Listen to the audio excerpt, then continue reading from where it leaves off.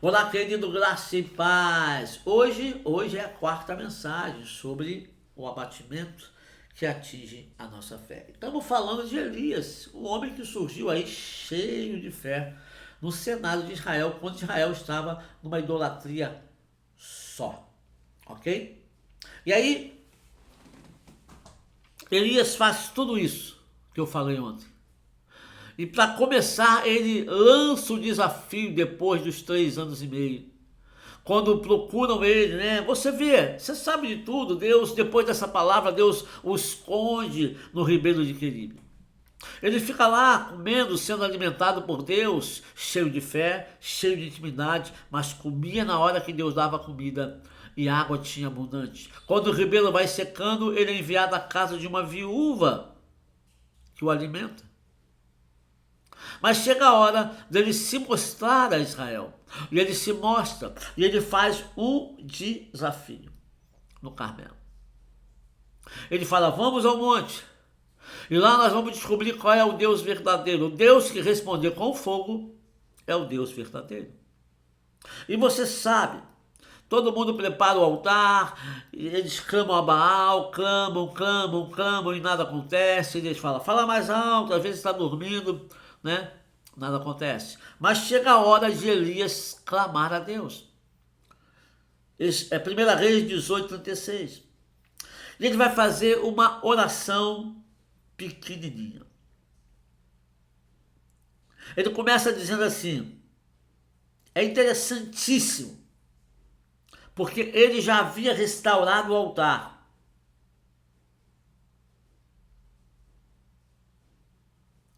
Ele restaurou o altar, antes de tudo, e mandou colocar em volta do altar água.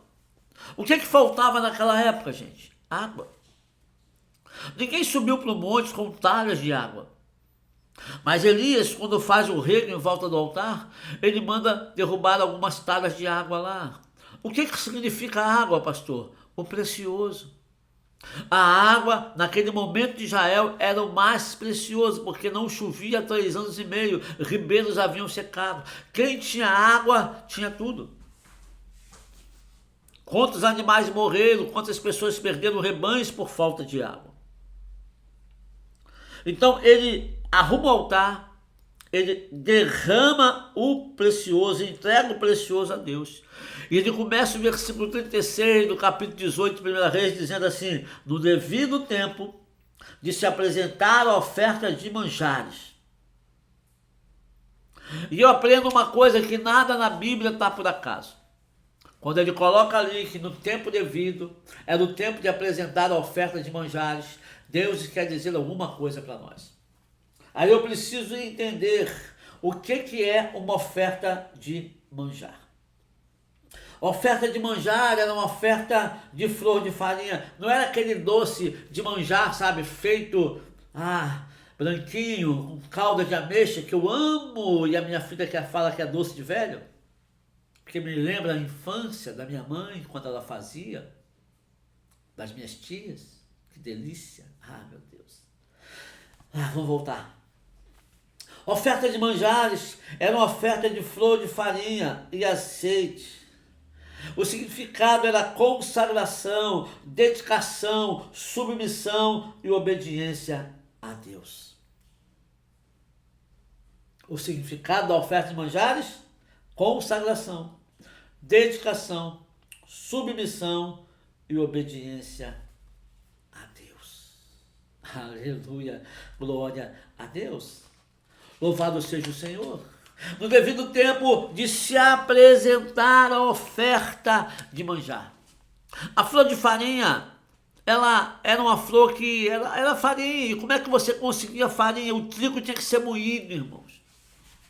Sabe, não era de qualquer maneira, tinha que... Tinha que estar moído, gente. Moidinho.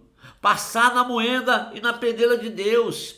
E hoje, quando você chega e prega alguma coisa dessa, falando que tem que passar na moenda e na peneira de Deus, os crentes vão embora. Eles não querem ouvir, eles não querem saber. Que negócio de moenda é essa? Tá amarrado? Que é isso? Que peneiro o quê? Não. É flor de farinha. Como é que está a sua oferta de flor de farinha? Como é que está a sua oferta de consagração? E a consagração aqui não é aquela que você vai consagrar para conseguir algo. Não é essa não. Como que está a sua submissão a Deus e a sua palavra? Como é que está a sua submissão à vontade de Deus e não à sua vontade? Hein? Como está? Como? Fala aí. Olha o que Romanos 12:1 vai dizer. Rogo-vos, irmãos, pelas misericórdias de Deus, que ofereçam o corpo de vocês como sacrifício vivo, santo e agradável a Deus. Este é o culto racional de vocês.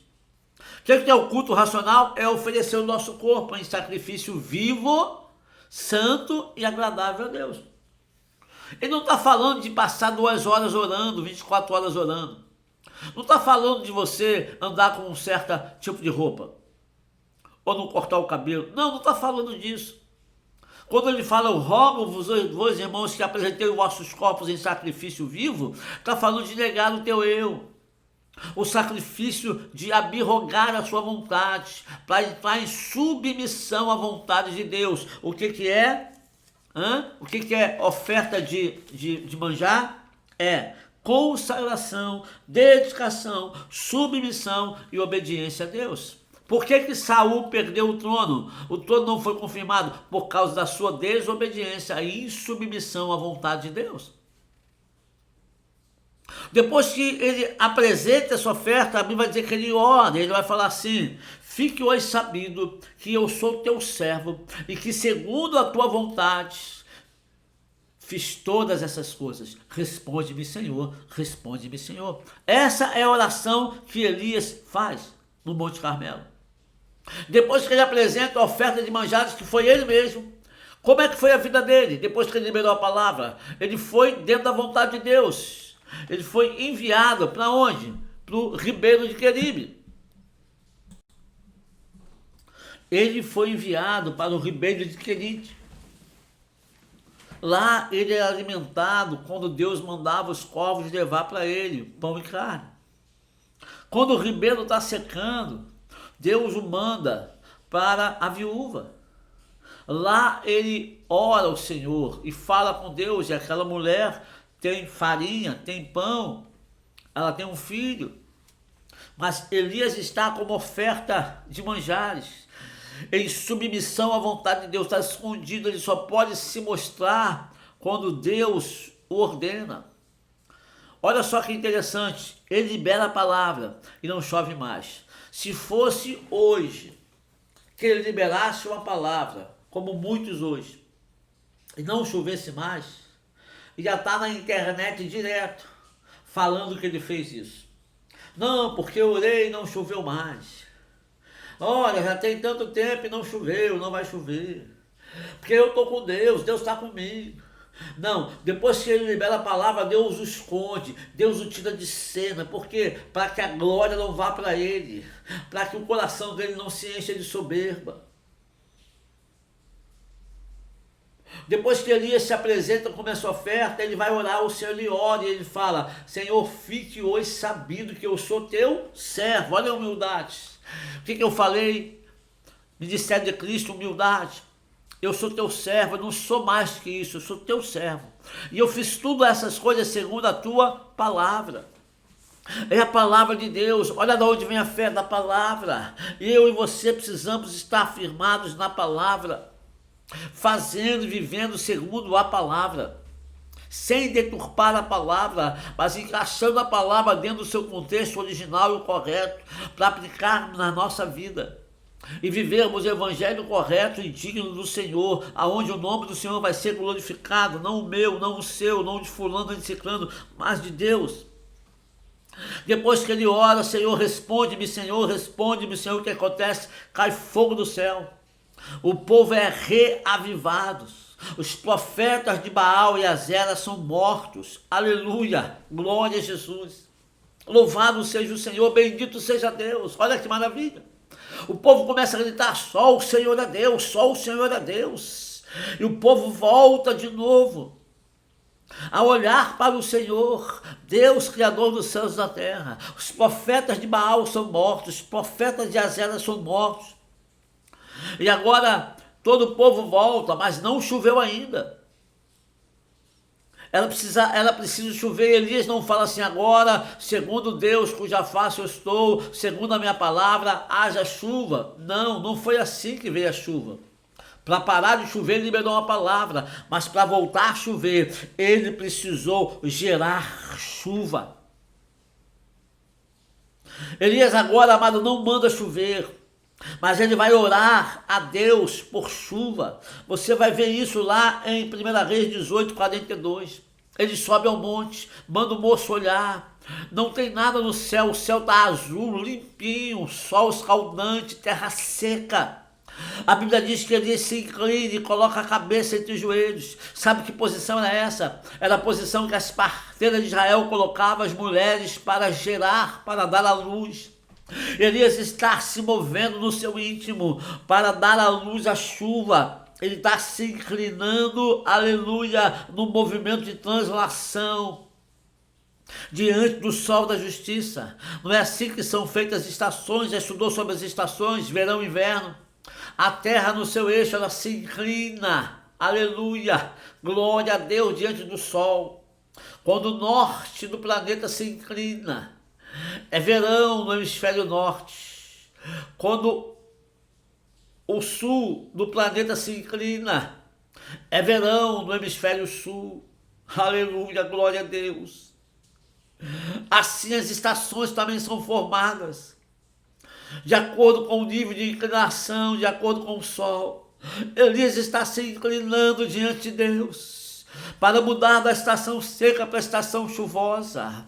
E ele está gemendo no seu interior, aleluia, dores de parto, para poder gerar chuva.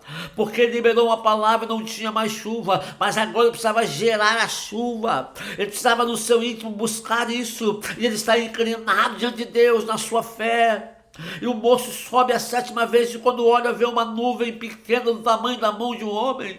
E fala, tem uma nuvem pequena, pequenininha, do tamanho da mão de um homem, é muito pequena. E Elias fala, corre, avisa o rei Acabe para ele ir para casa correndo, porque eu já ouço o barulho de uma grande chuva. Aleluia, oh glória a Deus. A fé move, a fé remove, a fé cria, a fé correta no Senhor faz acontecer. Aleluia! Que homem cheio do Espírito, que homem cheio de fé é Elias. Acabe chega em casa, seco, a chuva não pega ele. E ele conta tudinho para a endemoniada da Jezabel. E aqui vai começar o abatimento da fé de Elias.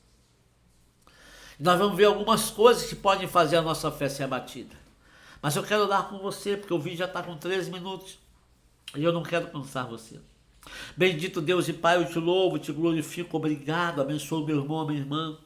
Que essa palavra fervilhe em nosso coração, que essa palavra cresça em nosso interior, que a gente entenda a necessidade de estar diante de Ti, na Tua presença, adorando o Teu nome, bendizendo ao Senhor, glorificando a Ti, que é Deus poderoso sobre toda a terra, em nome de Jesus. Amém.